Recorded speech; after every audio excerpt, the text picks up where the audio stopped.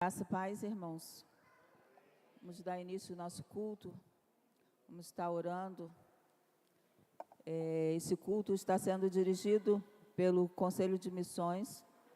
E nós vamos dar início nesta hora. São todos bem-vindos. Aqueles que estão nos assistindo, que também seja bem-vindo em nosso meio e que possamos sentir neste momento a presença do Senhor conosco.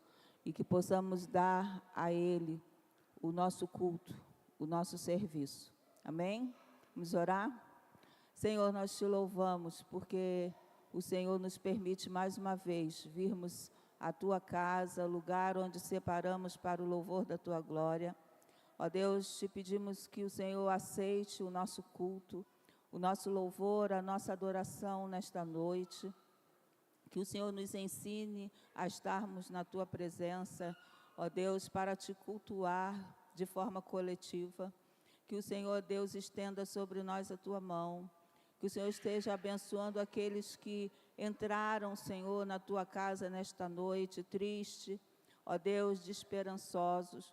Que o Senhor possa estar trabalhando, Senhor, nesses corações, para que eles possam, ó Deus, ouvir a Tua voz nesta noite, sentir o Teu amor, o Teu cuidado para com eles, Senhor. Ó Deus, esvazia-nos de nós mesmos e que saiamos deste local, Senhor, cheios da Tua presença, cheios de alegria, de esperança, porque o salmista diz que na Tua presença até a tristeza salta de alegria.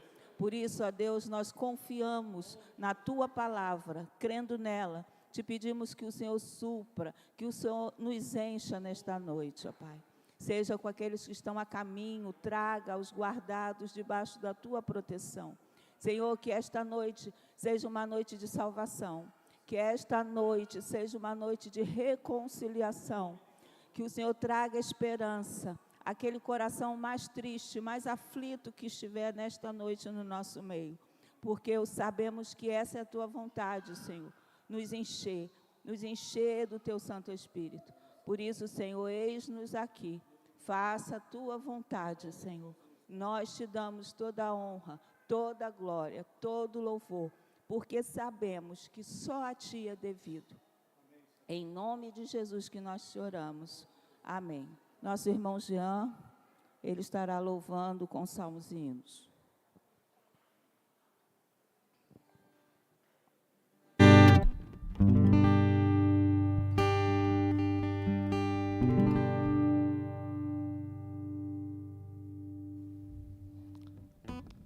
Graça e paz, irmãos, amém? Vamos louvar o Senhor Jesus, Salmos e Hinos 110, a mensagem da cruz.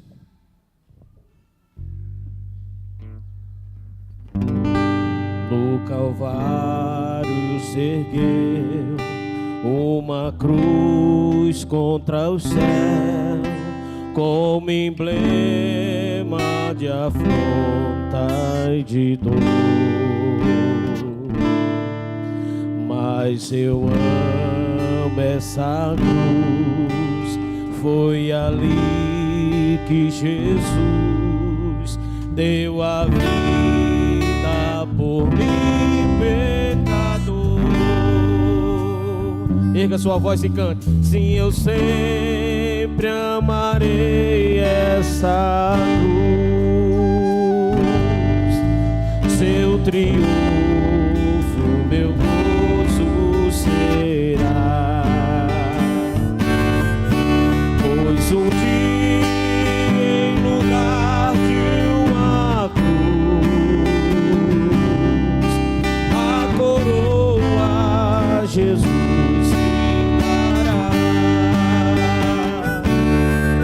Desde a glória dos céus, o Cordeiro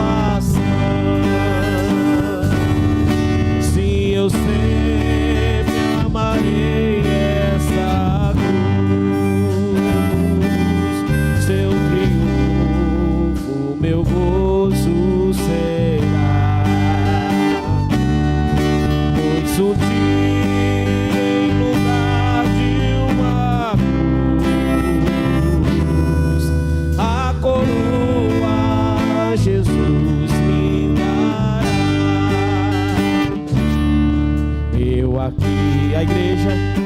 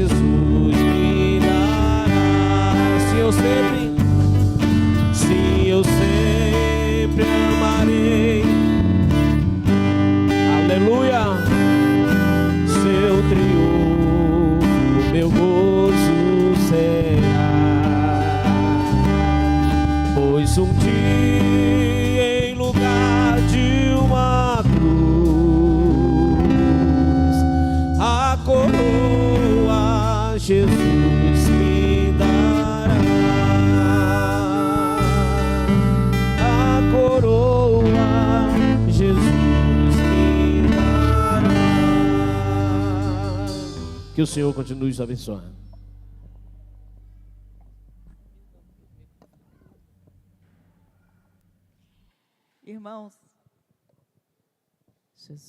Irmãos, vamos fazer a leitura devocional no livro de Atos, capítulo 1. Livro de Atos, capítulo 1. Os 8 primeiros versículos. Vamos ficar em pé e vamos fazer esta leitura. Atos, capítulo 1, os 8 primeiros versículos. Escrevi o primeiro livro, ó Teófilo, relatando todas as coisas que Jesus começou a fazer e a ensinar, até o dia em que, depois de haver dado mandamentos por intermédio do Espírito Santo aos apóstolos que lhe escolhera, foi elevado às alturas. E este também, depois de ter padecido, se apresentou vivo, com muitas provas incontestáveis, aparecendo-lhes durante 40 dias e falando das coisas concernentes ao reino de Deus. E comendo com eles, determinou-lhes que não se ausentassem de Jerusalém, mas que esperassem a promessa do Pai, a qual disse ele: de mim mesmo ouviste, porque João, na verdade, batizou com água, mas vós sereis batizados com o Espírito Santo, não muito depois destes dias. Então, os que estavam reunidos lhe perguntaram: Senhor, será este o tempo em que restaures o reino de Israel? Respondeu-lhes: não vos compete conhecer tempos ou épocas que o Pai reservou a sua exclusiva autoridade, mas recebereis poder ao descer sobre vós o Espírito Santo, e sereis minhas testemunhas, tanto em Jerusalém, como em toda a Judéia e Samaria, e até os confins da terra. Amém. O pastor vai estar orando neste momento. Senhor, nós queremos te agradecer nesta noite, Pai, pela leitura da tua palavra.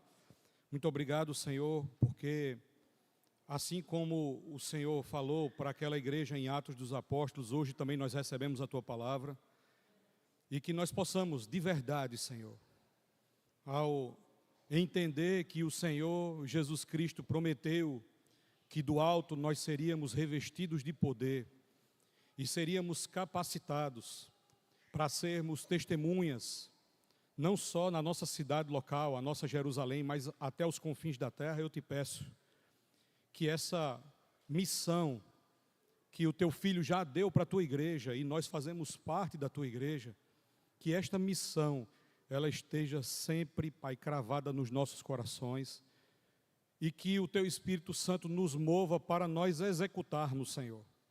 Muitas vezes nós temos todo o conhecimento, nós sabemos o que é para ser feito, nós sabemos que é para sermos testemunhas do Teu Filho em todos os locais onde nós estivermos. Mas muitas vezes nós, para começar, não testemunhamos da Tua palavra. Te pedimos perdão por isso. Também muitas vezes nós nos negamos a falar para não chatear alguém, porque alguém não vai entender, talvez, porque às vezes a gente não quer perder a amizade de outra pessoa e deixamos de falar do Evangelho da cruz. Nos perdoa também por isso, Senhor.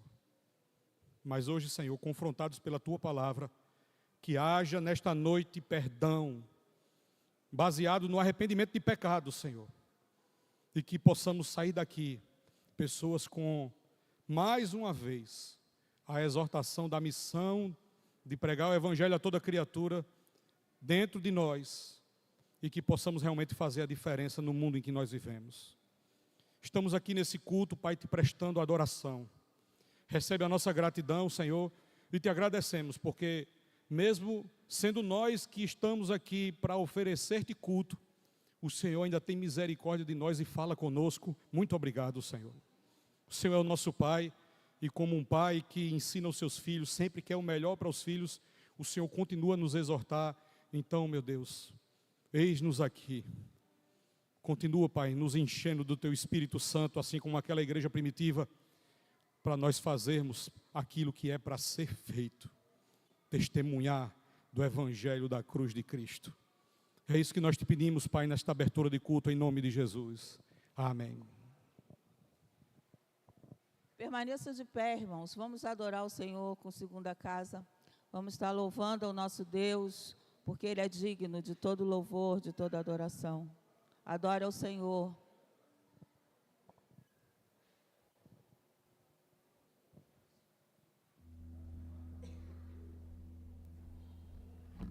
Graça e a paz do Senhor Jesus. Em adoração vamos exaltar o nome desse Deus, do nosso Redentor, aquele que vive eternamente, aquele que veio como Cordeiro Santo de Deus e tirou todo o pecado do mundo. E é essa a razão que estamos aqui nessa noite, para glorificar, exaltar e adorar o nome do nosso Senhor Jesus Cristo. Amém? Que com alegria no seu coração, de todo o seu coração, exalta ao Senhor. Sinta-se à vontade na casa de Papai do Céu, para exaltar, glorificar, levantar suas mãos, erguer a sua voz em adoração a esse Deus maravilhoso.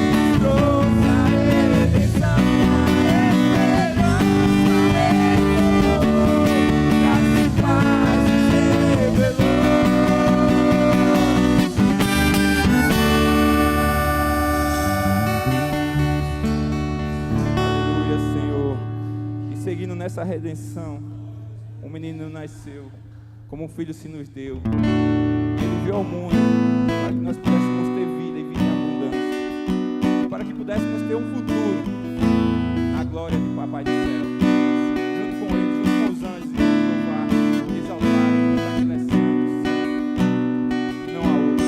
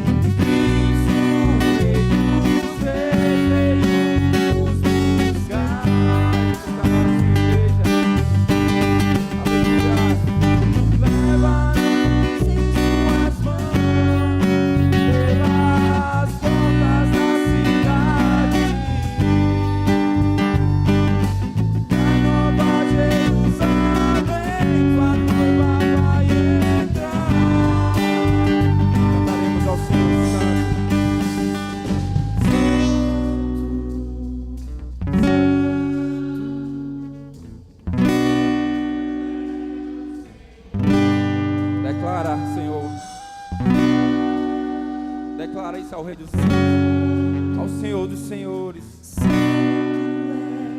Aleluia.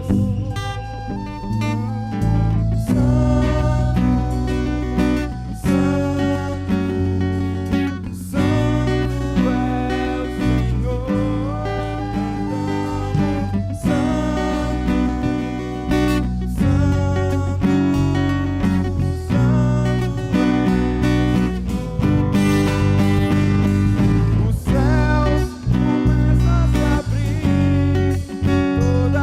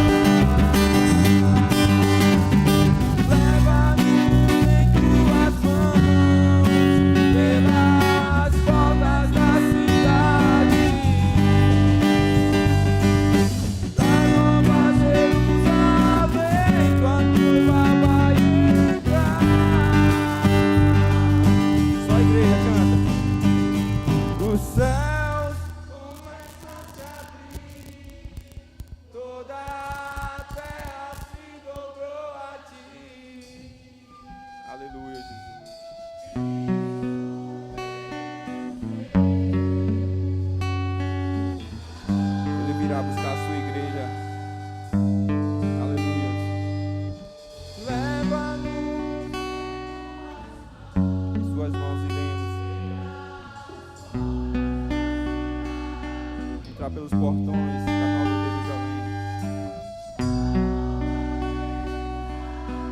Sua noiva vai entrar. Aleluias, aleluias. E essa é a nossa esperança como igreja do Senhor Jesus. Aleluias. Continuar declarando ao Senhor que Ele é Pai, que Ele é maravilhoso. Aleluia, Senhor.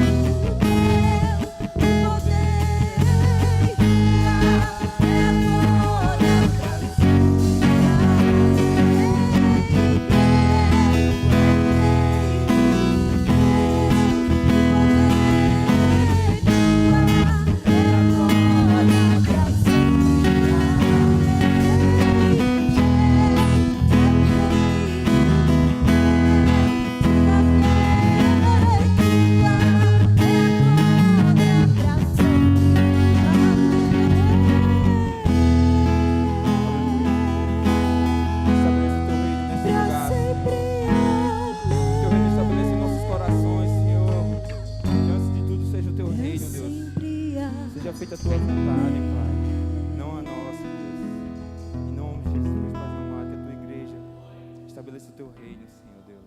Aleluia, Senhor. Em nome de Jesus, Senhor. E continuando em louvar o Senhor. Vamos louvar diante dessa cruz, que Ele um dia morreu por nós. Vamos declarar essa canção e adorar o Senhor em espírito e em verdade.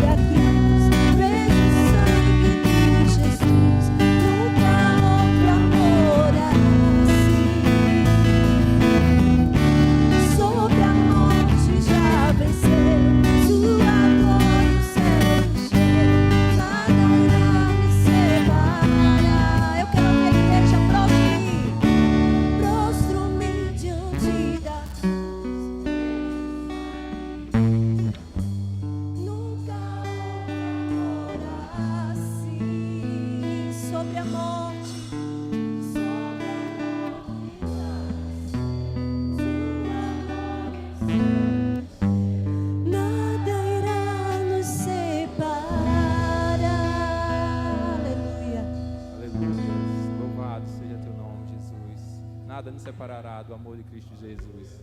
Aleluia. E ainda em adoração, vamos entregar nossos dízimos e ofertas diante do altar. Sinta-se à vontade, todo o seu coração, fazer essa adoração ao Senhor, entregando os seus dízimos e ofertas.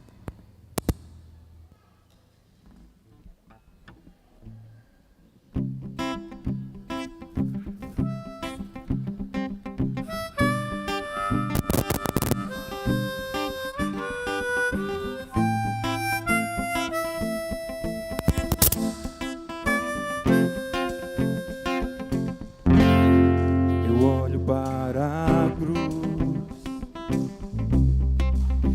a cruz eu vou, do seu sofrer participar, da sua obra vou cantar.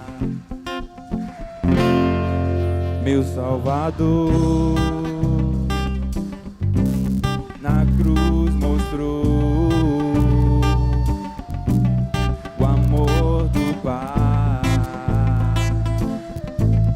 o justo Deus.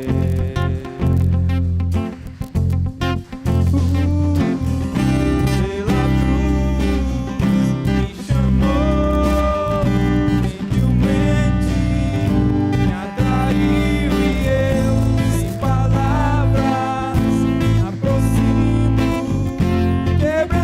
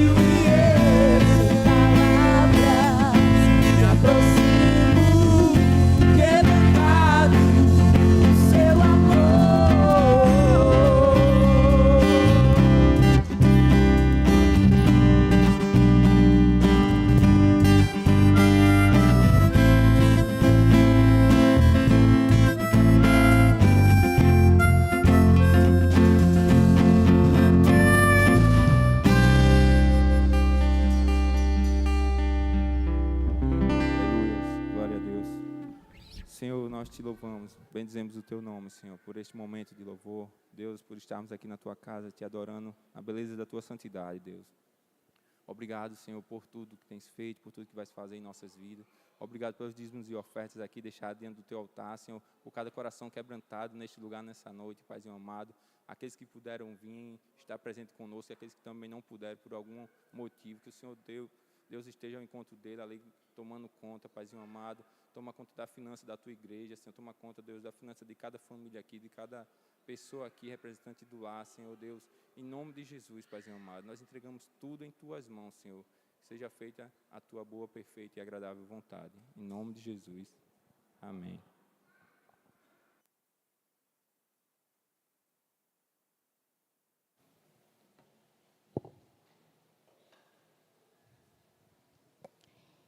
Irmãos, nosso momento missionário de hoje é para informar os irmãos que o segundo domingo de novembro é o Dia de Missões Mundiais. A data, ela é uma ocasião para lembrar que a missão é realizada todos os dias, quando os cristãos se dispõem a ser a voz, os olhos, os pés e as mãos de Jesus. A missão das missões mundiais é fazer discípulos de Cristo em todos os povos e lugares não alcançados. Para isso, a organização mobiliza as igrejas para conectar pessoas a Jesus, transformando comunidades e impactando nações com o Evangelho. E o tema que foi escolhido para esse ano foi No Poder do Espírito. No poder do Espírito, vamos completar a missão. Por quê, irmãos? Porque a missão ela está incompleta. A igreja do Senhor precisa completar a missão. A missão que nos foi dada através dos seus discípulos. Jesus disse, ide por todo mundo, pregai o Evangelho a toda criatura. E também em Mateus diz o quê? 28, que nós tínhamos que ir a Samaria e até aos confins da terra.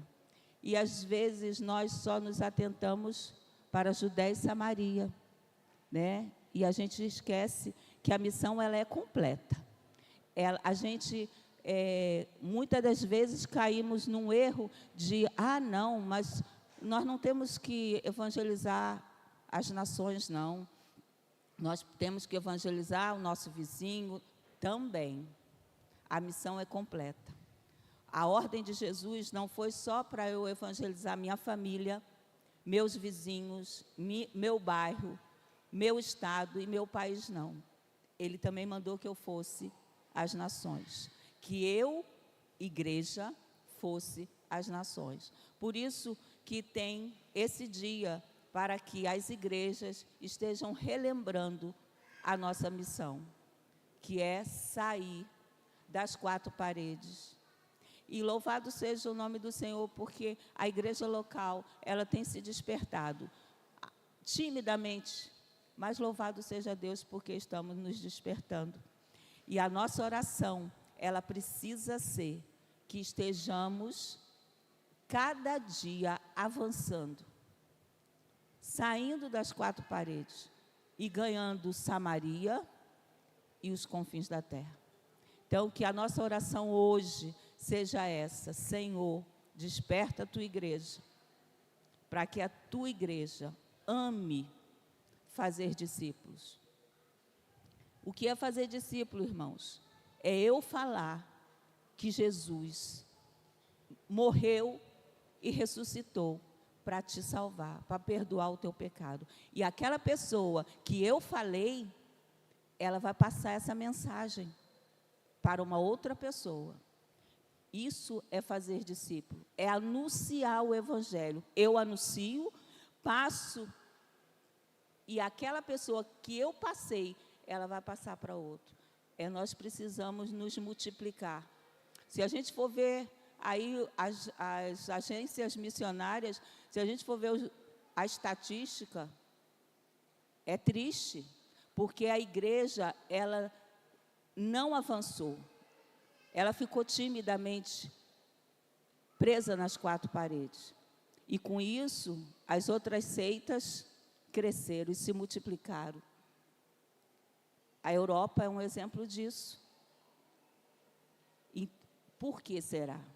Será que nós só nos atentamos e ficamos presos em Samaria, na Judéia, e esquecemos de ir aos confins da terra?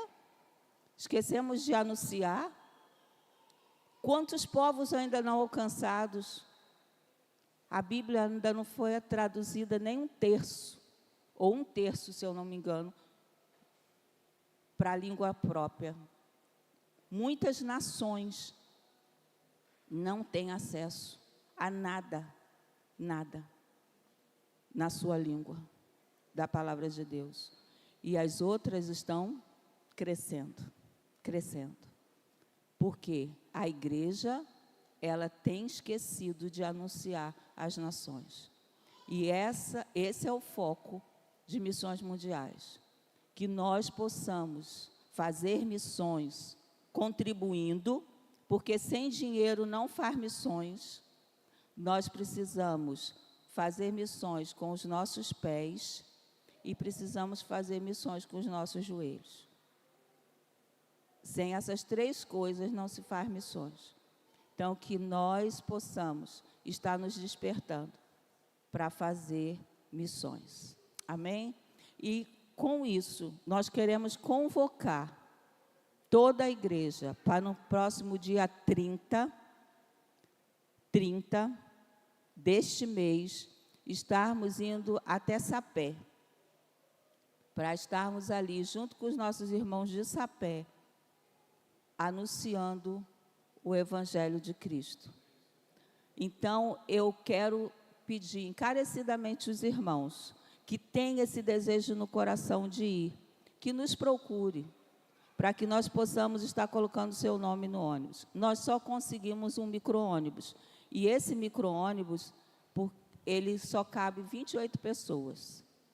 Então, nós decidimos da seguinte forma: até o dia 17, que é o próximo domingo, nós vamos estar dando prioridade à igreja. Então, até domingo que vem, os irmãos nos procurem e dê seu nome. Porque se o ônibus não estiver completo, nós vamos abrir para as outras igrejas. Sendo que o avanço é nosso. A prioridade é a nossa igreja, como a gente faz todo ano.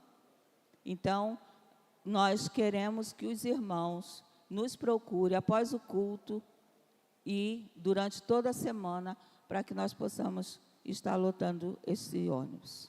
Tá certo? O valor é apenas R$ 35,00. Está tudo incluído. O transporte e a alimentação. Nós vamos chegar lá, né, pastor? Vamos ter o café da manhã, vamos ter o almoço e o jantar. R$ 35,00 você vai estar investindo em missões. Então, irmãos, se os irmãos não saírem, os irmãos não vão ficar tímidos dentro da igreja, não vão saber, vão dizer assim: pastor, mas eu não vou porque eu não sei. Se não praticar, os irmãos não vão. Porque você precisa sair. E quando você sair, o Espírito Santo te enche de coragem. Coloca a palavra na sua boca. Mas você precisa ter a atitude de sair. Às vezes a gente acha que só faz missões se eu for muito longe. Também, como eu acabei de falar. Mas o que o versículo diz? Você tem que começar em Samaria. Você começa em Samaria. Então, Sapé é a nossa Samaria, é a nossa Judéia. Então, vamos, dia 30, vamos sair, irmãos, das quatro paredes. Vamos sair. Amém? Vamos orar agora por esse propósito da missão mundial, que é despertar as igrejas a estarem anunciando o Evangelho, fazendo discípulos em todas as nações. Eu vou pedir o nosso pastor para que faça essa oração, colocando esse propósito no coração da igreja. A graça e paz. Na última terça e quarta-feira, eu, Juliana, minha esposa, e o pastor Jonatas estivemos participando de um curso, uma conferência chamada Avance, e foi muito proveitoso para nós. E eu queria aqui passar pelo menos essa frase, baseado no que Norma disse, em relação à questão da visão da igreja. O pastor, na sua pregação da quarta-feira à noite, ele falou o seguinte, que nós devemos ser igrejas locais, que plantam igrejas locais na redondeza onde nós nos encontramos, mas nunca perdendo de vista os confins da terra. E este dia foi criado pela nossa denominação congregacional. Todas as nossas igrejas, o segundo domingo de novembro, nós relembramos as missões mundiais, para que nós não possamos perder de vista isso. Nos anos 2000, os missiólogos do mundo achavam que o Brasil seria o grande celeiro de missões. Queriam ser instrumentos de Deus para poder levar esse evangelho até os confins da terra. Até porque, irmãos, aqui no Brasil, nós somos um povo multicultural. Tanto é que vários países do mundo, refugiados, países que estão em dificuldade financeira, muitas pessoas vêm se refugiar aqui e são bem recebidos. Nós somos um povo multicultural. Nós temos, de acordo com os missiólogos, diversas vantagens para sermos instrumentos para anunciar o evangelho a todas as nações.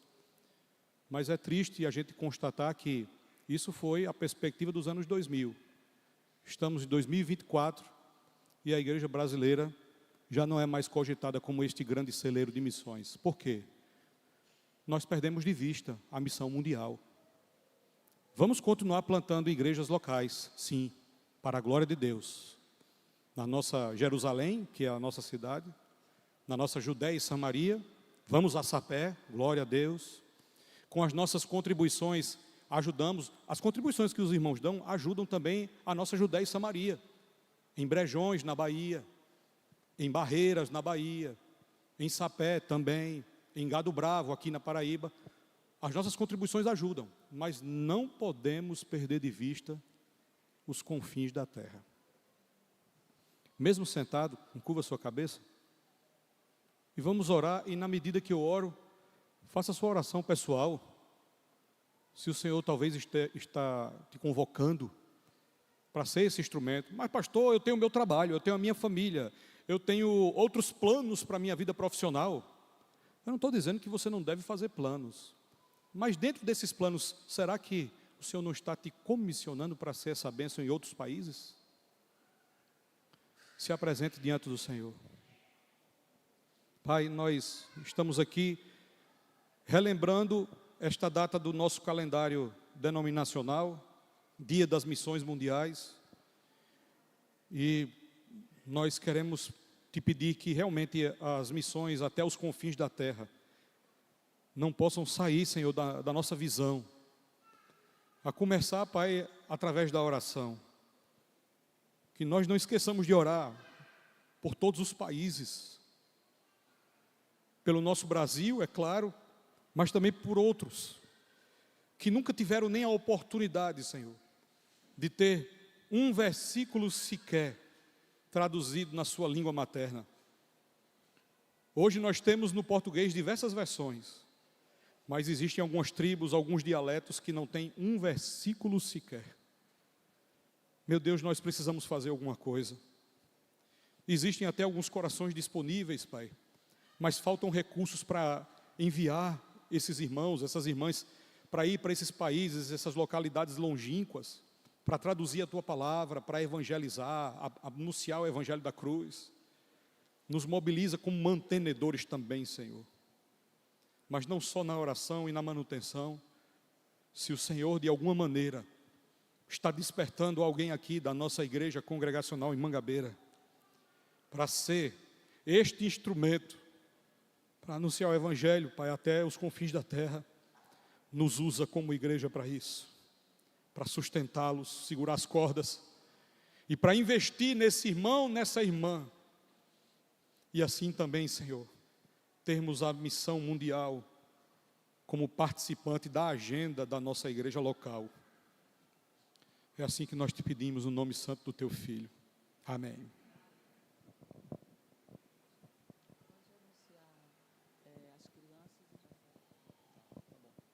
As crianças de 2 a 7 anos podem se retirar para a sua salinha, para o seu culto ali na sua linguagem.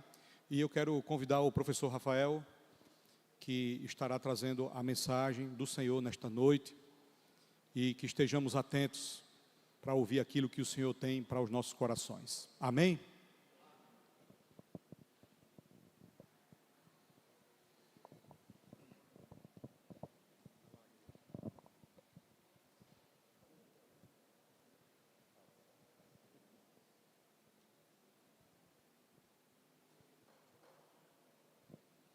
Boa noite, irmãos. Graças e paz. Vamos abrir as nossas Bíblias na primeira carta de João, capítulo 4, versículo 19.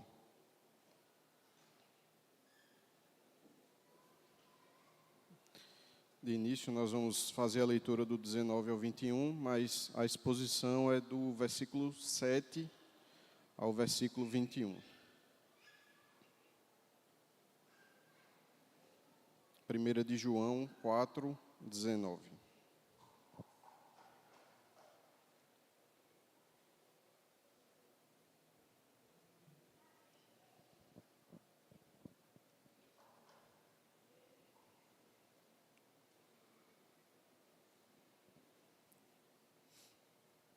Amém? Diz assim: Nós amamos porque Ele nos amou primeiro. Se alguém disser, amo a Deus, mas odiar o seu irmão, esse é mentiroso. Pois quem não ama o seu irmão a quem vê, não pode amar a Deus a quem não vê.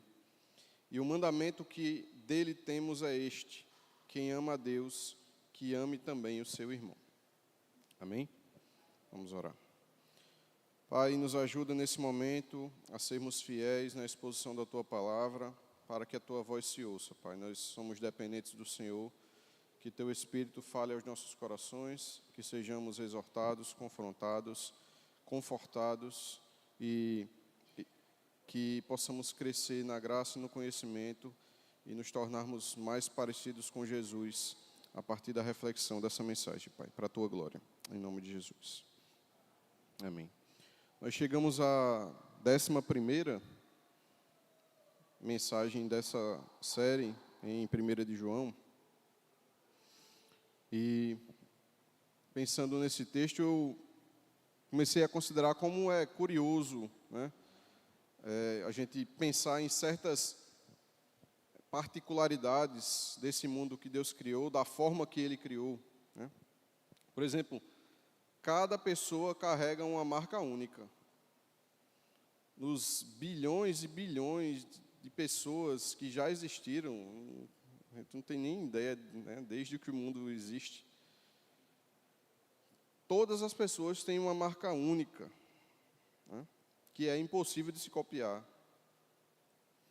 Nas pontas dos nossos dedos, nós temos detalhes que vão revelar a nossa identidade de um jeito que nenhum outro documento, né, consegue imitar.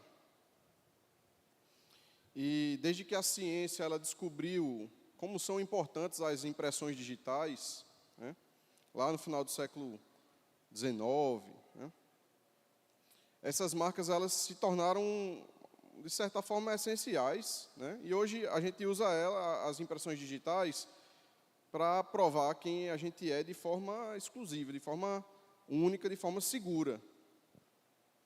E é interessante a gente notar que a história das impressões digitais, né, ela começou há muito tempo em culturas diferentes, né?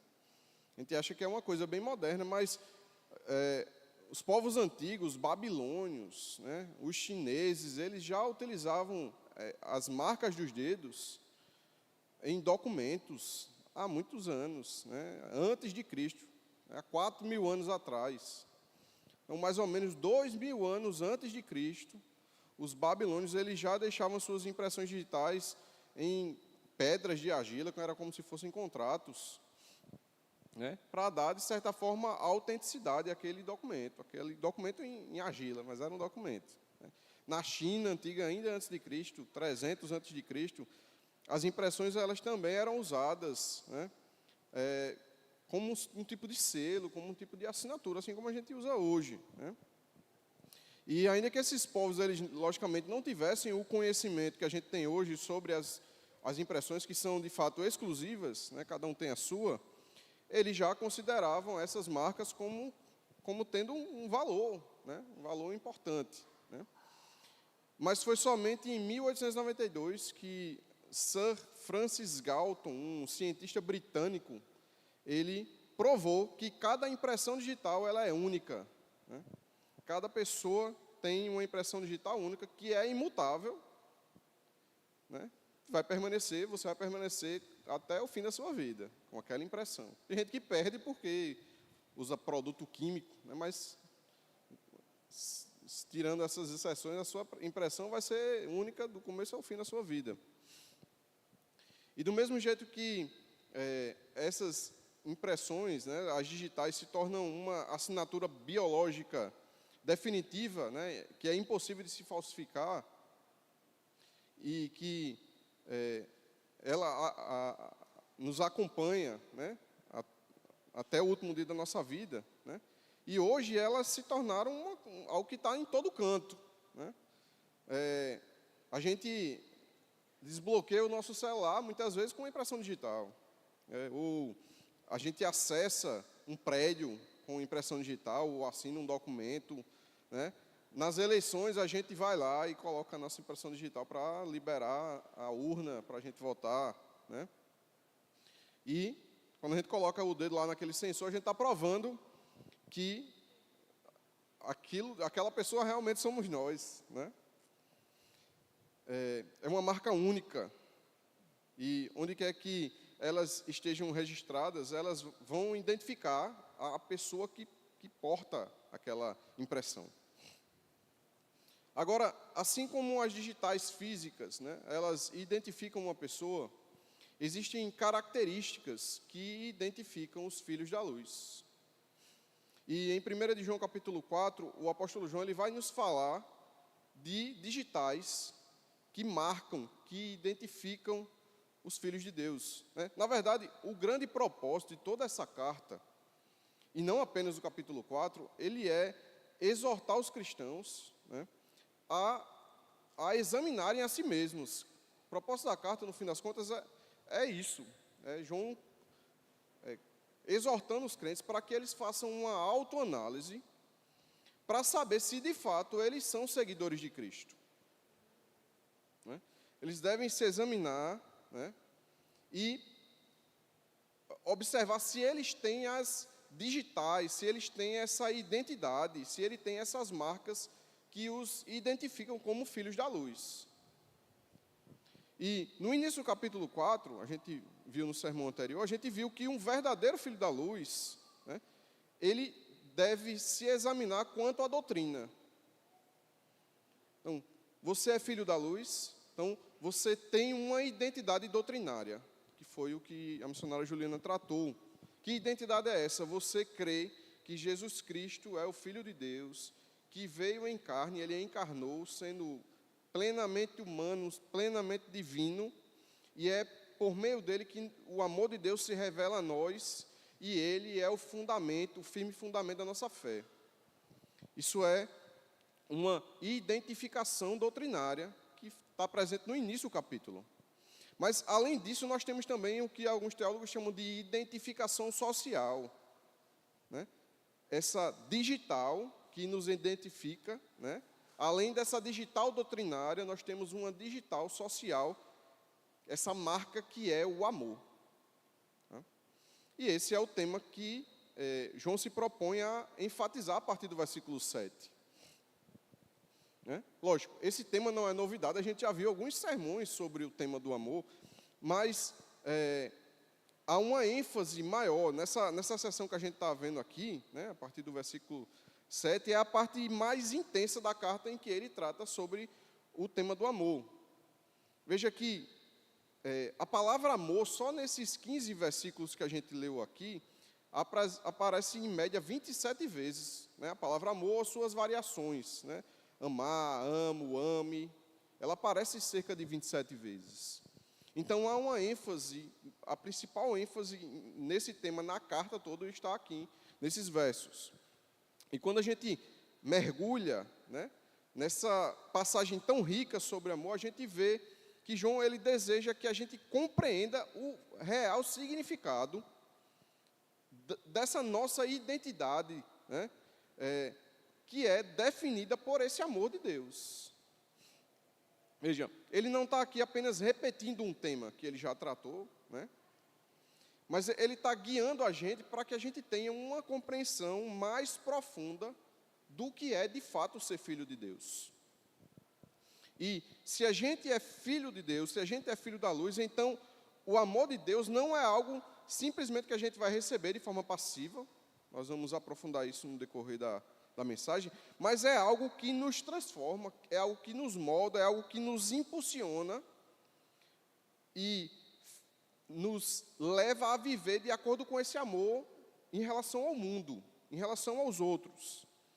João ele vai nos mostrar que a gente carrega certas digitais, certas marcas, né, desse amor que vão revelar essa nossa identidade como filhos de Deus.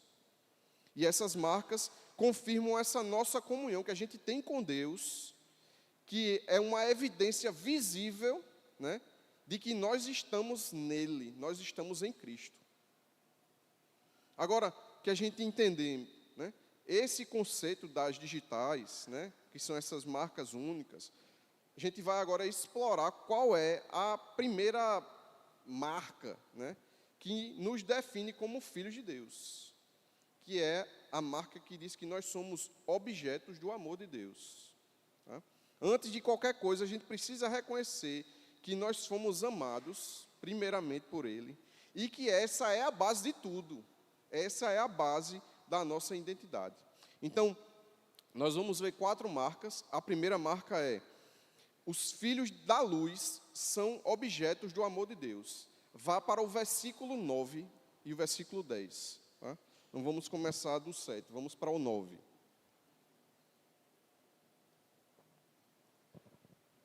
Diz: nisto se manifestou o amor de Deus em nós, em haver Deus enviado o seu Filho unigênito ao mundo, para vivermos por meio dele. Nisto consiste o amor, não em que nós tenhamos amado a Deus, mas em que ele nos amou e enviou o seu Filho como propiciação pelos nossos pecados. Quando a gente lê um texto como esse, né, esse texto da carta, a gente é colocado diante daquela que é uma das mais eloquentes, mais impressionantes, mais incompreensíveis, mais profundas atitudes de amor que já houve ou haverá. Como a gente canta, uma canção bem conhecida, ó impressionante, infinito e ousado amor de Deus.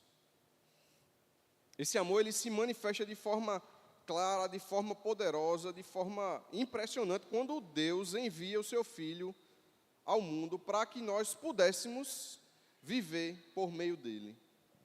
E quando a gente reflete sobre a vinda de Jesus, né, quando a gente reflete sobre a sua encarnação, a gente não pode esquecer que quando ele entrou neste mundo de miséria que a gente vive, este mundo quebrado, ele renunciou várias coisas, ele abriu mão de várias coisas e voluntariamente o fez, e tudo isso por amor. Ele abandonou sua posição favorável que ele tinha diante da lei de Deus, por exemplo, porque ele se tornou pecado por nós. Embora ele fosse o único justo, ele se tornou pecado. Embora ele fosse o único sem culpa, ele se tornou pecado. Ele deixou as suas riquezas, ele se tornou pobre, para que, por meio da sua pobreza, nós pudéssemos ser enriquecidos. Ele era tão pobre que ele vivia pedindo, eu já disse isso aqui, mas eu gosto bastante dessa ideia, ele vivia pedindo coisas emprestadas. Ele pediu um lugar emprestado para nascer, ele pediu um lugar emprestado para pregar, um barco emprestado, pediu um lugar emprestado para fazer outro nascer, ele vivia pedindo coisas emprestadas, até para morrer, ele teve que pedir um túmulo emprestado.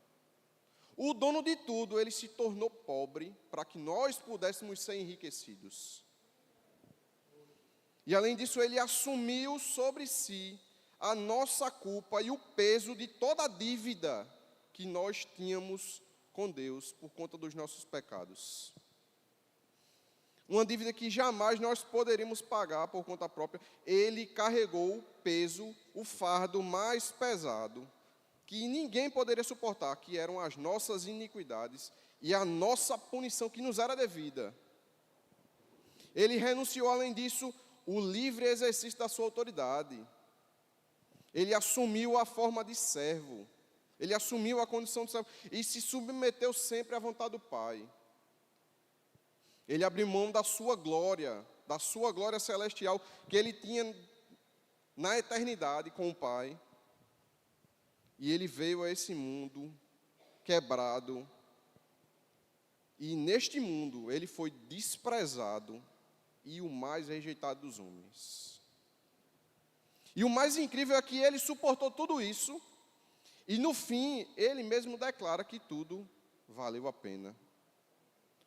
Como nos lembra o profeta Isaías, ele verá o fruto do seu trabalho, ele verá o fruto do trabalho de sua alma e ficará satisfeito.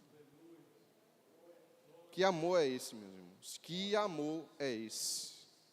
E o que nós fizemos para merecer esse amor? Nada. Nada, foi por pura graça, foi imerecido, foi sem motivo de nossa parte. Graças a isso.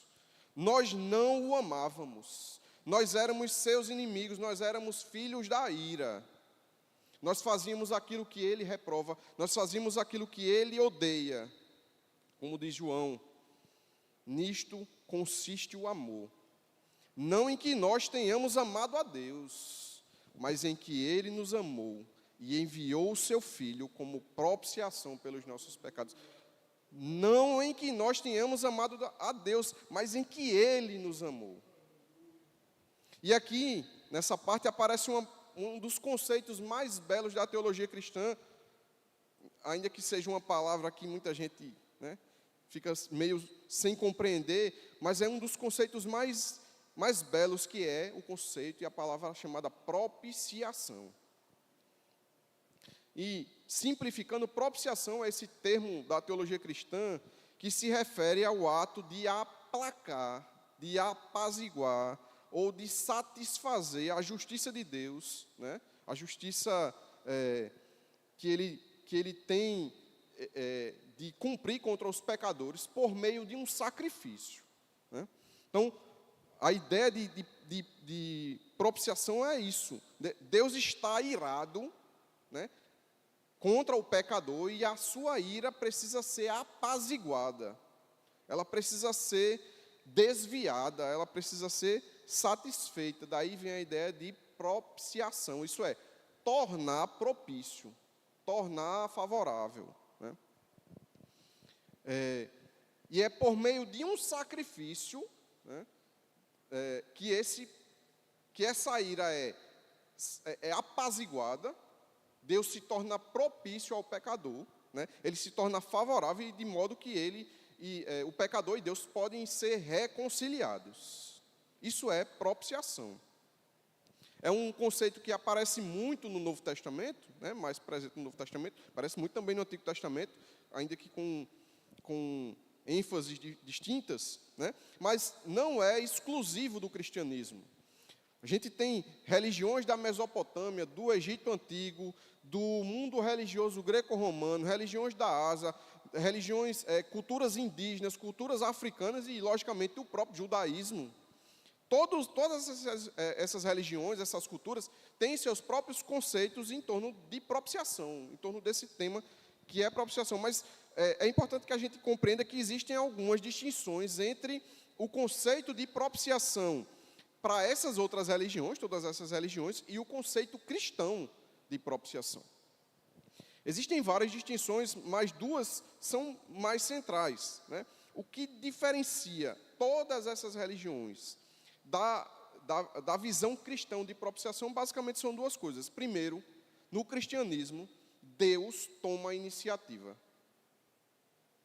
Deus toma a iniciativa, primeiro. E segundo, esse é um sacrifício único e definitivo. Veja, no cristianismo a propiciação é um ato único do amor, né, de Deus, em que Ele toma a iniciativa completa. Não é a humanidade que busca apaziguar a Deus, né, um Deus irado, com sacrifícios repetitivos, mas é o próprio Deus que, em sua infinita graça, em sua infinita misericórdia, Ele dá o primeiro passo, né, para nos reconciliar consigo mesmo. Ele envia Jesus Cristo como esse sacrifício perfeito, esse sacrifício definitivo, e Ele vai satisfazer de uma vez por todas a sua justiça. Isso é muito diferente do que as outras religiões praticavam. Isso é bem distinto. Por quê? Nas outras religiões, era o ser humano que precisava oferecer um sacrifício para tentar apaziguar os seus deuses. E esses sacrifícios, eles precisavam continuamente serem repetidos. Se eu ia fazer uma viagem de barco, e eu precisava fazer um sacrifício propiciatório, para que Poseidon, Deus do mar, tivesse a sua ira apaziguada, eu pudesse fazer aquela viagem com tranquilidade. Se eu fosse fazer a viagem novamente, eu teria que fazer outro sacrifício. Era esse o conceito. Os seres humanos precisavam oferecer esses sacrifícios de forma contínua. Mas, no contexto do cristianismo, é o próprio Deus e não o ser humano quem toma a iniciativa, e Ele oferece um sacrifício definitivo e único, que foi o seu próprio Filho. Um sacrifício perfeito e definitivo. E Ele fez isso para restaurar a comunhão que havia sido perdida por conta da queda do homem. Esse sacrifício é realizado pela iniciativa de Deus. Ele rompe com essa necessidade de vários sacrifícios, como acontecia no Antigo Testamento, como acontece na religião judaica, por exemplo, que todos os anos o sacerdote ia lá, pegava um cordeiro, sacrificava, e no outro ano novamente. O sacrifício de Cristo, ele rompe a necessidade desses vários sacrifícios. Ele é um sacrifício definitivo que, de uma vez por todas, restabelece a nossa relação com Deus, de Deus com os seus filhos. Agora veja que esse amor que a gente recebe de Deus, ele não é uma coisa que simplesmente a gente vai guardar para nós. Esse amor, ele deve fluir de nós para o mundo. E assim, se a nossa primeira marca, né, é nós sermos objetos do amor de Deus, a nossa segunda marca é que nós devemos ser agentes do amor de Deus. Canais vivos do amor de Deus, né, levando isso para os outros. Essa é a nossa segunda marca. Os filhos da luz são agentes do amor de Deus.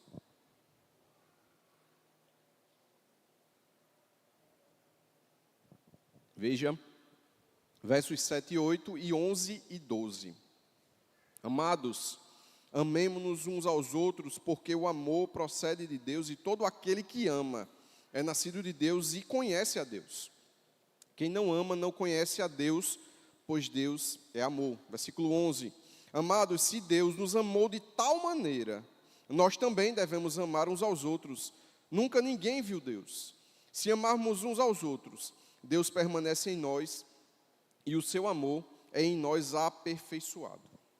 Como eu já falei, o tema do amor já foi tratado pelo apóstolo João em outros momentos dessa carta, mas ele insiste nesse tema porque ele sabe que muitas vezes a nossa visão, a nossa compreensão, ela está bem distorcida com relação ao que é amor, né? E isso era uma verdade naquela época e é uma grande verdade para os nossos dias, né? A gente vive num mundo em que nos ensina a ver o amor como se fosse uma coisa fora do nosso controle, né? Uma coisa que surge de repente, que nos toma de surpresa, que aparece e desaparece. Uma emoção passageira, uma paixão momentânea. É assim que o mundo vê o amor. E você vê N casos de alguém que ama, se casa, por exemplo, com a sua esposa, né? E daqui a 3 meses ele se separa. Mas ele dizia que era amor. Então João nos apresenta um amor muito mais profundo, muito mais comprometido do que isso que se passa como sendo amor. Ele fala de um amor que é um mandamento. É uma ordem divina que exige que cada um de nós tome uma decisão consciente de amar. Isso requer uma ação prática. João, ele nos ordena: amados, amemo-nos uns aos outros. Isso é um mandamento. O amor bíblico, ele não é simplesmente um sentimento. Lógico, o amor é acompanhado de sentimento. Né? Mas perceba que o amor bíblico, ele não depende dos sentimentos para se manifestar. Ele é, antes de tudo, uma escolha intencional de agir em benefício de outra pessoa, cumprindo uma ordem já nos dada. Eu decido obedecer ao mandamento que Deus me deu, e eu intencionalmente vou agir em benefício de outro, independente das circunstâncias, independente do que eu estou sentindo. Isso é amor. E Deus, ele nos chama a sermos agentes do seu amor. Essa é uma marca que manifesta quem nós somos. Isso nos identifica como filhos da luz, como seguidores de Cristo. E João, ele vai ressaltar isso quando ele afirma que todo aquele que ama é nascido de Deus e conhece a Deus. Quem não ama não conhece a Deus, pois Deus é amor. Isso é uma marca dos filhos da luz, amar. Quem não ama não é filho da luz. É filho do quê? Das trevas. Porque, como bem sabemos, não existe a terceira via. Ou você é filho de Deus, ou você não é filho dele. Ou você é filho da luz, ou você é filho das trevas. Não tem a terceira opção. Logo, se você não ama e você não conhece a Deus, você não é filho da luz. Por quê? Porque Ele é amor. Isso nos identifica como filhos da luz, é nossa digital, é a nossa marca. E quando a gente obedece a esse mandamento, nós nos tornamos esses canais, esses agentes vivos do amor de Deus, que não é movido por emoções passageiras, por sentimentos, mas é movido por uma determinação de refletir o próprio caráter de Deus, para que o mundo olhe em nós e veja Deus. De novo, esse amor, ele não é condicionado por sentimentos. Ele é uma resposta à ordem que o Senhor nos deu. E quando a gente vive dessa forma, nós revelamos que nós somos nascidos de Deus, porque Deus é amor. E ser agentes do amor de Deus, isso vai nos levar a um compromisso profundo. Não é fácil, nós bem sabemos. Não é fácil. Agir de acordo com o nosso sentimento, que às vezes quer dizer, pai, porque tem gente que é difícil mesmo. E a gente sabe. Mas Deus, ele nos ordena a amar.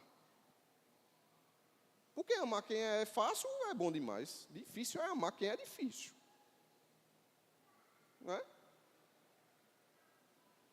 Esse amor que a gente recebeu, a gente precisa transmitir. Ele não é um amor passageiro. Ele é um amor firme.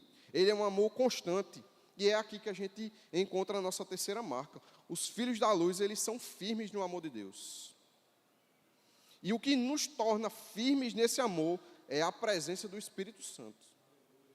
É Ele que nos mantém conectados, é Ele que nos sustenta a nossa fé e sustenta esse amor. Então a nossa terceira marca é: os filhos da luz são firmes no amor de Deus. Veja versos 13 a 16.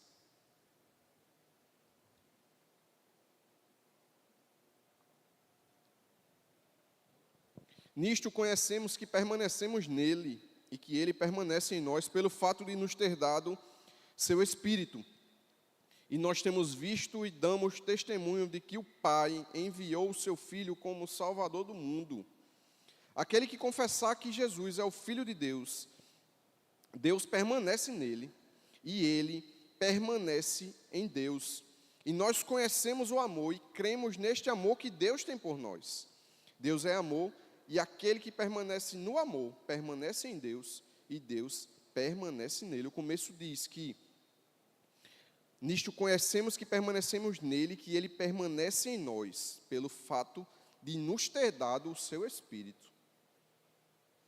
A presença do Espírito Santo em nós é a garantia de que permaneceremos na fé e no amor. Veja, João está nos ensinando que o Espírito Santo, o Espírito é dado por Deus como um selo, como uma garantia da nossa comunhão com Deus. E é esse Espírito que vai nos sustentar, vai sustentar a nossa fé em Jesus e vai nos sustentar em nosso amor ao próximo. É o Espírito Santo, né? O Espírito, ele não apenas traz a certeza dessa nossa união que nós temos com Deus, mas ele também vai nos capacitar a gente continuar vivendo em fé e em amor. Está difícil de viver em amor? Você precisa pedir que o Espírito lhe capacite a viver em amor. Porque é Ele quem nos capacita a viver em amor. Os dilemas, as dúvidas estão surgindo, você deve pedir ao Espírito Santo que fortaleça a sua fé. Porque é Ele quem nos capacita a viver confiantes em fé na pessoa de Jesus Cristo e refletindo o amor aos outros. E é importante que, quando a gente falar sobre isso, precisa ficar muito claro que a fé e o amor, elas não são condições para a gente permanecer em Deus, mas elas são evidências de que nós já estamos em comunhão com Ele. Elas não são condições, são evidências. João vai deixar claro que permanecer em Deus não depende das nossas ações, não depende dos nossos méritos, mas é garantido pela presença do Espírito Santo em nós. A fé em Jesus, o amor ao próximo são sinais visíveis dessa união que nós temos com Deus, mas não são requisitos para alcançar essa união com Deus. São sinais, são evidências. O Espírito Santo nos capacita a viver em fé e em amor, mostrando que Deus realmente habita em nós. Não é porque eu tenho fé e eu demonstro amor que eu vou garantir qualquer coisa de Deus. Ao contrário, se você tem fé em amor, é porque o Espírito Santo está operando em você. Não é um mérito seu. Não é um mérito seu. É uma evidência que flui do próprio Espírito Santo. A fé e o amor são provas da permanência de Deus em nossas vidas. Não são condições que a gente tem que cumprir para manter isso. Então, resumindo isso, para ficar muito claro. Primeiro, o Espírito, ele é o nosso selo e a nossa garantia.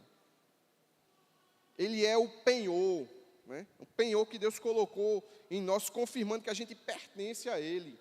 Paulo fala sobre isso, escrevendo aos Efésios, ele chama o Espírito Santo de penhor da nossa herança, né? É uma garantia.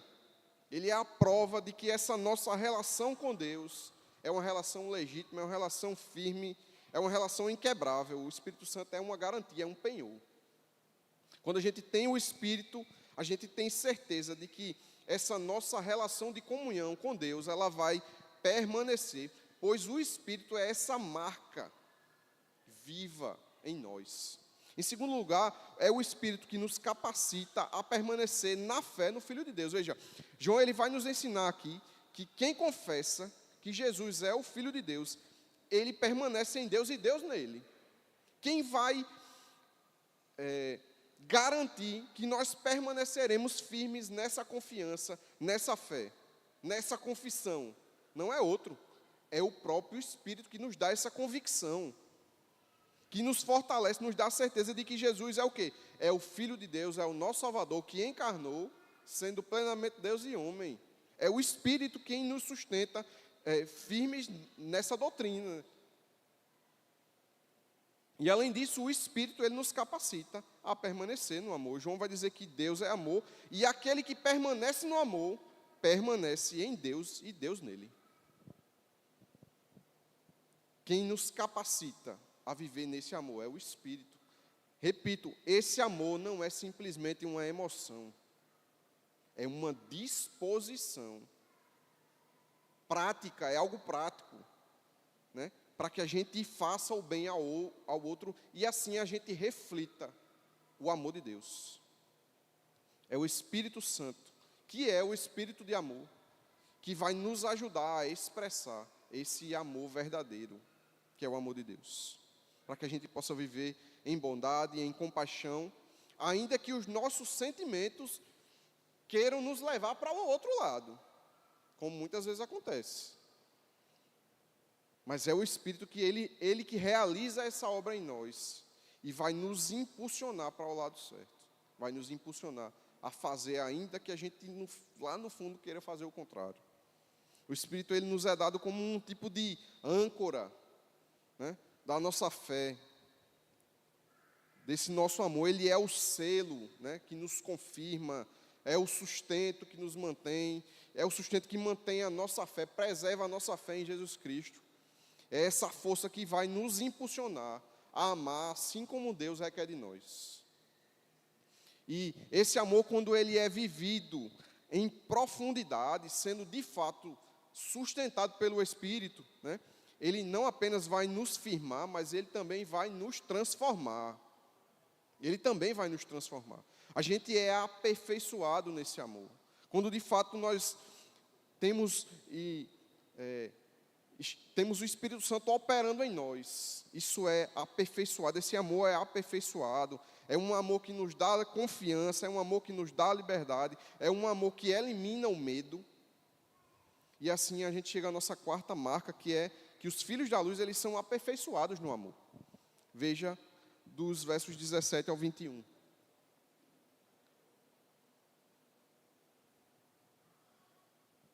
Nisto o amor é aperfeiçoado em nós, para que no dia do juízo mantenhamos confiança, pois assim como ele é, também nós somos neste mundo. No amor não existe medo, pelo contrário, o perfeito amor lança fora o medo, porque o medo envolve castigo, e quem teme não é aperfeiçoado no amor. Nós amamos porque ele nos amou primeiro. Se alguém disser, amo a Deus, mas odiar seu irmão, esse é mentiroso, pois quem não ama o seu irmão a quem vê, não pode amar a Deus a quem não vê. E o mandamento que dele temos é este: quem ama a Deus, que ame também o seu irmão. E nessa última marca, João ele vai nos mostrar que os filhos de Deus, eles são aperfeiçoados em seu amor. Isso traz segurança, isso traz liberdade, isso traz um jeito novo da gente se relacionar com as outras pessoas. Primeiro, o amor aperfeiçoado nos liberta do medo.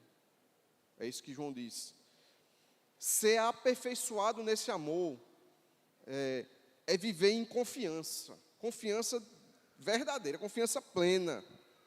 Sem o peso do medo, sem medo do julgamento, principalmente. Porque quando o amor de Deus é aperfeiçoado, está pleno em nós, a nossa confiança repousa na certeza de que Ele está em nós e nós estamos nele. De modo que no dia do juízo a gente não tem o que temer mais. O verdadeiro amor lança fora o medo. O medo está ligado à ideia de castigo, e esse castigo já não nos cabe. Por quê? Porque a gente já foi alcançado pelo amor perfeito de Deus. Em segundo lugar, o amor de Deus é a fonte do nosso amor. Como a gente viu, primeiro ponto, mas João vai reforçar o conceito aqui, né? O amor não nasce de nós. Ele começa em Deus, né, que nos amou primeiro e nos capacita a amar. Ele retoma o que a gente viu inicialmente. É o amor de Deus que gera em nós a capacidade de amá-lo e a capacidade de amar ao próximo. Quando a gente vive no amor, a gente responde ao amor que Deus demonstrou por nós, e é Ele quem transforma nosso coração para a gente amar como Ele quer que nós amemos, e não como a gente acha que deve amar. Veja, o conceito do mundo de amor é bem isso. Eles amam de acordo com o que eles acham. Com relações que Deus reprova, as pessoas argumentam e dizem, não, mas isso é amor. O amor é algo que flui antes de tudo de Deus. A gente não ama da maneira que a gente acha. A gente ama da maneira que Deus quer que nós amemos. É um mandamento dele. Em terceiro lugar, o amor aperfeiçoado se manifesta no amor ao próximo. Esse amor se torna visível, não é um conceito abstrato. Ele se torna visível na nossa relação com os outros. Porque hoje em dia a coisa mais comum do mundo é dizer, eu te amo. Eu te amo, tem gente que fala isso à torta e à direita, eu te amo.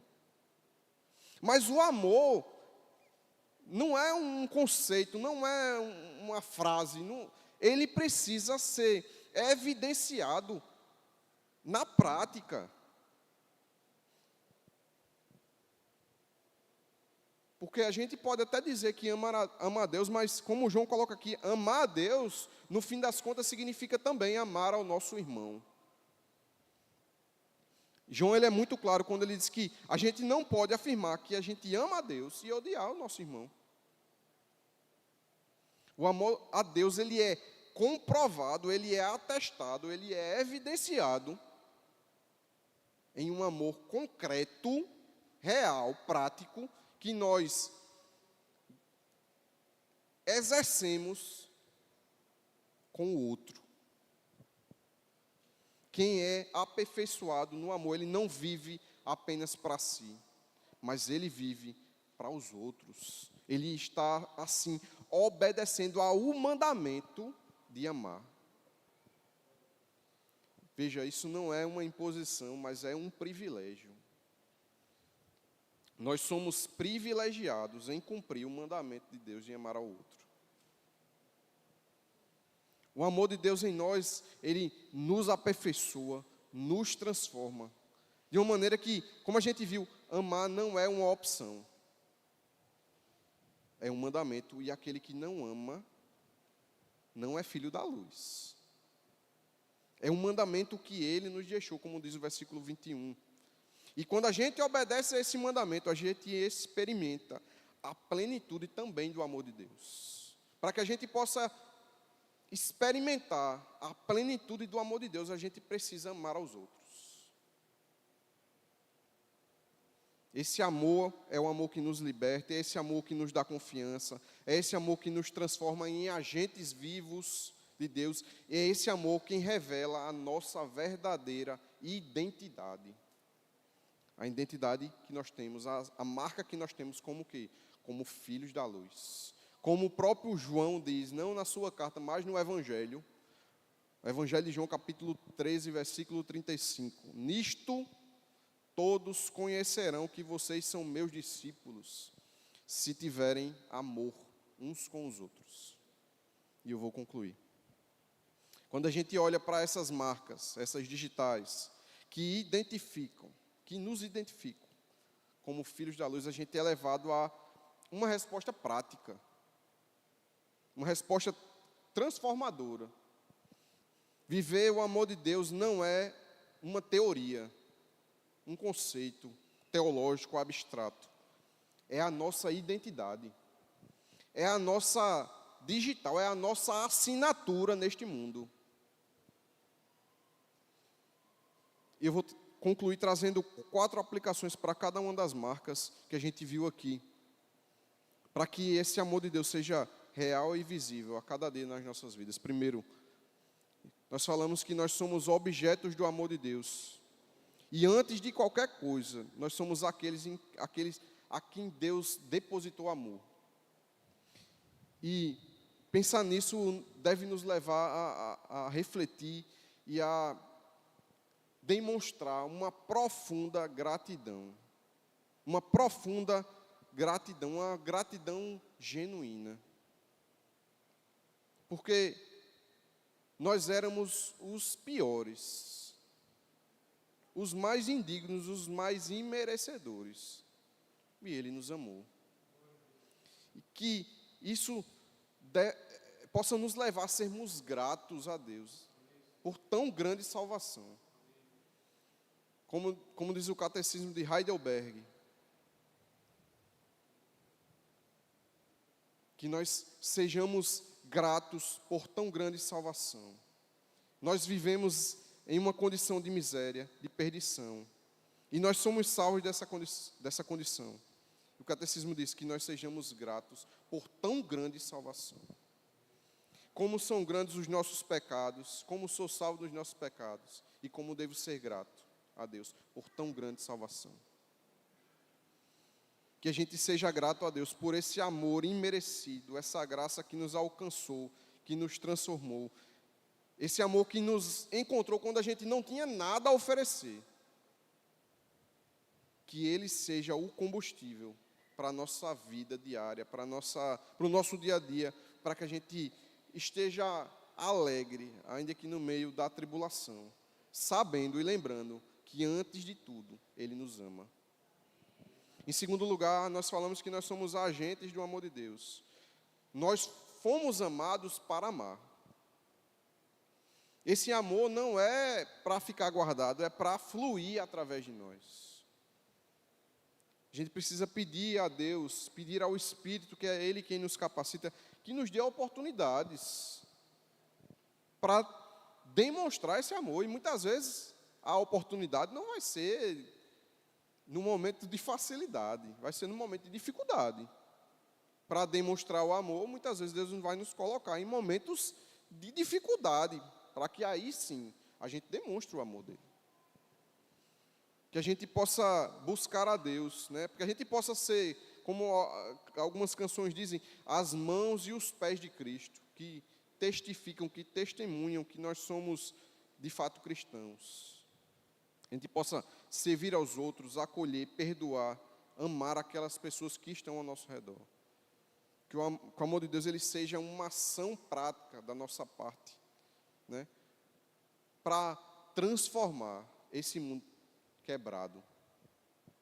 Em terceiro, a gente viu que nós somos firmes no amor de Deus. Esse amor não é algo frágil, não é algo passageiro. Ele nos sustenta mesmo nos dias mais nebulosos, nos dias mais difíceis, porque é o Espírito Santo quem garante isso. É o Espírito Santo que nos dá essa firmeza, que nos lembra que em cada momento, independente, né, nós pertencemos a Deus. Nós pertencemos a Ele nas tempestades, nas dúvidas, nos momentos de medo, né, que tentam nos oprimir, tentam nos nobindar. Olhem para o amor de Deus. Olhem para o amor de Deus, porque Ele é o fundamento da nossa vida. Que nós estejamos confiantes, a nossa confiança esteja inabalável, porque o amor de Deus por nós, ele é eterno, ele é inquebrável. Em quarto, nós vimos que nós somos aperfeiçoados no amor. Esse amor que lança fora o medo. A gente não precisa viver temeroso do que está por vir, porque a gente sabe que nós estamos firmados no amor de Deus. Então, deixe que esse amor liberte você do medo. Deixe que esse amor liberte você da opressão, que ele que te capacite a viver em coragem, viver em confiança, viver em paz. E que essa liberdade seja algo visível na sua vida, para que você possa mostrar ao mundo esse amor que transforma, que acalma, que liberta e que traz verdadeira segurança. Essas são as marcas que nos identificam como filhos da luz, que ao vivermos evidenciando essas digitais, evidenciando essas marcas, o mundo veja em nós a assinatura que vem do alto. Que o mundo veja em nós um amor que resplandece no meio das trevas e que aponta para a glória de Cristo. Que o amor de Deus seja a nossa maior evidência, a nossa grande digital, a nossa mais profunda marca, esse nosso testemunho vivo, para a glória de Deus. Amém. Louvado seja Deus, que mensagem maravilhosa ao nosso coração. Possamos imprimir essas digitais na nossa vida. Meus irmãos, nós vamos encerrar o nosso culto, o nosso momento de ações de graças. E eu queria vir aqui à frente, os nossos irmãos Lenivaldo, nosso irmão Francisco, mais conhecido como Chiquinho, a nossa irmã Verônica, a nossa irmã Luzinete, a nossa irmã Janiele. Esqueci alguém? Que aniversariou nos últimos dias? Não? Vamos agradecer ao Senhor por mais um ano de vida que o Senhor concede a esses nossos irmãos e irmãs. O povo trabalhou em fevereiro, né? Para chegar em novembro, 9 meses. Muita gente aí aniversariando nesse mês de novembro. Deus assim abençoe os nossos irmãos. Vamos ficar todos em pé e vamos encerrar o nosso culto ao Senhor, agradecendo a Deus pela vida dos nossos irmãos. Pai, muito obrigado, Senhor, pela Tua presença em nosso meio. Muito obrigado, Senhor, pela Tua graça que foi derramada através do Teu Filho Jesus Cristo. Muito obrigado pelo Teu amor, Senhor. Nós fomos, de fato, como ouvimos hoje, objetos desse amor. O Senhor nos alcançou, nós não merecíamos, mas aprove ao Senhor nos salvar. Que grande amor é esse! Muito obrigado, Senhor, que possamos de fato viver como agentes desse amor, filhos desse amor, aperfeiçoados nesse amor. Que essa mensagem de hoje nos alimente, Pai, durante toda a semana para a glória de Deus. Te agradecemos também nesse momento de gratidão pela vida dos nossos irmãos e irmãs. Nosso irmão Chiquinho, nosso irmão Lenivaldo, a nossa irmã Verônica, a nossa irmã Janiele, a nossa irmã Luzinete. Mais um ano de vida o Senhor tem dado aos teus filhos, às tuas filhas. E a vida, Pai, é um dom que o Senhor nos dá. E até o Senhor tomá-la para si de volta, nós estamos aqui, Senhor, agradecendo ao Senhor por este grande privilégio. Muito obrigado pela vida dos nossos irmãos e que o Senhor fortaleça eles cada vez mais. Eles possam realmente ser cada vez mais revestidos do Teu Espírito Santo, para serem melhores cristãos nessa terra, serem melhores pais, mães, filhos, tios, avós, que eles sirvam uns aos outros, Senhor, e sejam tremendamente abençoados pelo Senhor. É isso que nós te pedimos. Também te pedimos que o Senhor nos leve em paz para os nossos lares, Pai. Nos protege com as Tuas mãos. Nos dá uma semana de bênção na Tua presença, Pai. É isso que nós te clamamos no nome santo do Teu Filho Jesus. Amém. E que o amor de Deus, o nosso Pai, que a graça do nosso Senhor e Salvador Jesus Cristo, e que a comunhão e as consolações do Espírito Santo de Deus esteja com todo o povo de Deus reunido, e todos dizem amém. Os irmãos podem sentar rapidamente.